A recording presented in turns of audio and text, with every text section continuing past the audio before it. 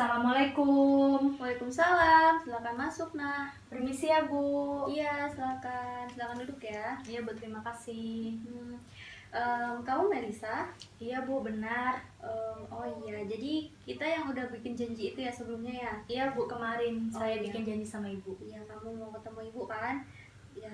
Kamu pelajaran apa? Bahasa Indonesia Bu. Indonesia. Ini sekarang lagi istirahat atau gimana?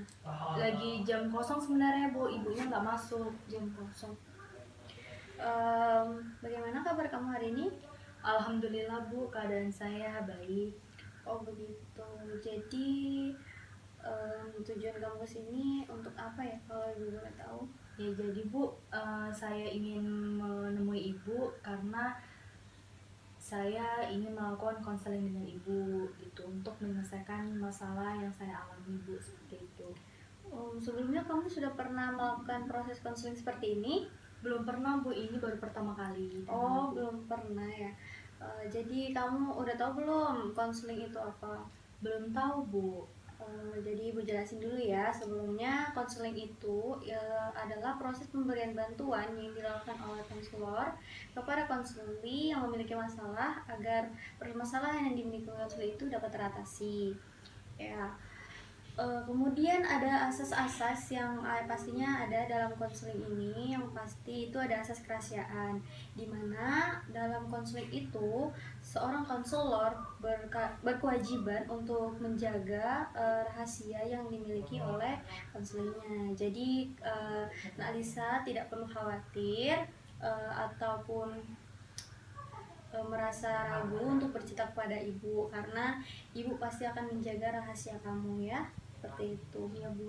Oke, selanjutnya untuk pertemuan ini kita bisa sepakati waktunya itu 45 menit ya.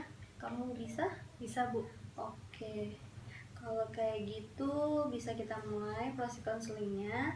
Silakan kamu mulai aja kalau mau cerita apa yang kamu rasakan, apa yang kamu keluhkan, langsung aja kamu ceritakan pada ibu ya.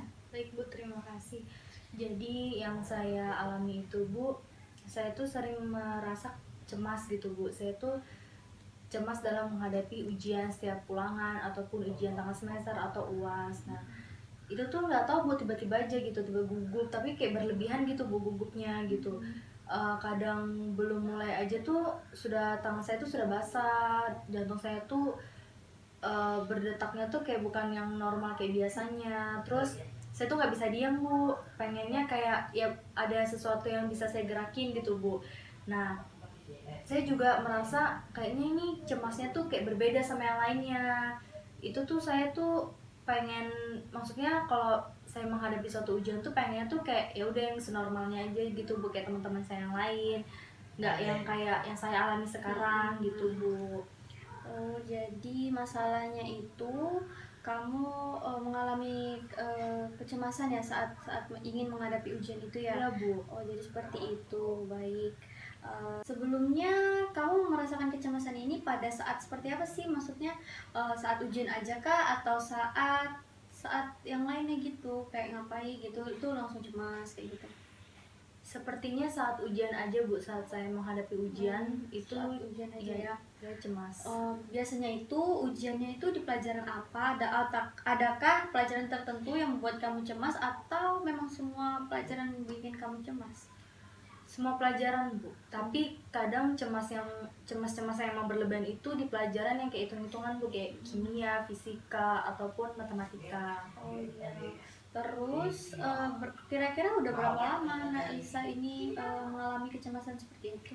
Kurang lebih sebulan Bu, saya mengalami Baru kecemasan sebulan ini ya? Iya, sebulan belakangan ini. Oh gitu.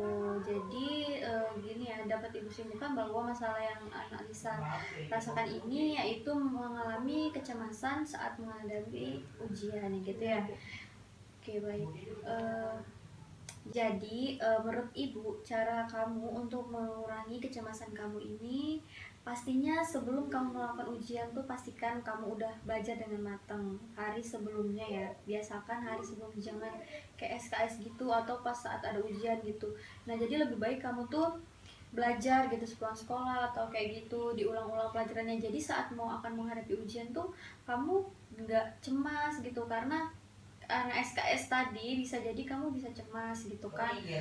Nah, terus itu kamu juga harus setelah kamu melakukan belajar kayak gitu, nah terus pastinya kan kamu harus percaya sama diri kamu sendiri, percaya bahwa hasil tidak akan mengkhianati proses, pastikan. Nah, gimana kamu proses dalam belajarnya, nah disitu kan pasti hasilnya juga akan baik ya kan. Nah, jadi kamu nggak perlu cemas, yang penting kamu udah belajar sebelumnya, nah pasti kan hasilnya juga akan bagus. Nah, dari situ kamu nggak usah perlu khawatir lagi, dan juga pokoknya kamu pada saat hari H, pada saat ujian itu, pokoknya kamu lakukan aja deh yang sebisa kamu, lakukan aja yang udah kamu pelajari, kata kunci yang kamu ingat kamu masukin aja, jadi kamu nggak perlu cemas. Eh, Percaya aja bahwa hasil kamu itu pasti bagus, percaya aja gitu. Pokoknya lakukan yang terbaik dan hasilnya itu pasti akan bagus sih, kayak gitu. Pokoknya harus kurangi ya kecemasan itu, karena kecemasan yang berlebihan itu juga nggak baik gitu kan. Mungkin kayak gitu sih nak. Baik Bu, dari solusi yang Ibu sampaikan ke saya itu membuat saya bisa mengatasi kecemasan yang saya alami beberapa bulan ini Bu. Nah, untuk kedepannya semoga yang seperti Ibu sampaikan, saya bisa mengatasi kecemasan ini agar tidak berlebihan lagi seperti yang saya alami. Dan saya juga harus yakin, nggak boleh yang terlalu berlebihan dalam memikirkan sesuatu yang membuat saya juga akhirnya juga jadi cemas yang berlebihan. Gitu, Bu. Ya, saya rasa kamu udah cukup paham ya sampai di sini. Semoga kedepannya dan juga prakteknya itu dapat kamu lakukan dengan baik, ya kan? Amin, Bu. Iya, ini gimana, ada yang mau perlu disampaikan lagi atau gimana? Silakan aja kalau ada yang mau dibahas lagi. Masih ada waktu untuk kamu bercerita. Saya rasa cukup Bu. Saya sudah menyampaikan masalah yang saya alami, yang saya memang pendam dari kemarin. Karena berkat Ibu, saya bisa mengutarakan masalah yang saya alami juga dan mendapatkan solusi yang baik dari Ibu sendiri.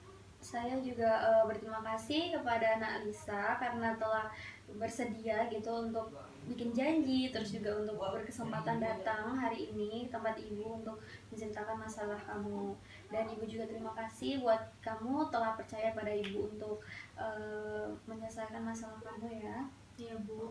Ya, semoga saran-saran yang Ibu bisa berguna buat kamu dan kedepannya kamu bisa lebih baik lagi. Amin Bu, terima kasih Ya. ya Bu.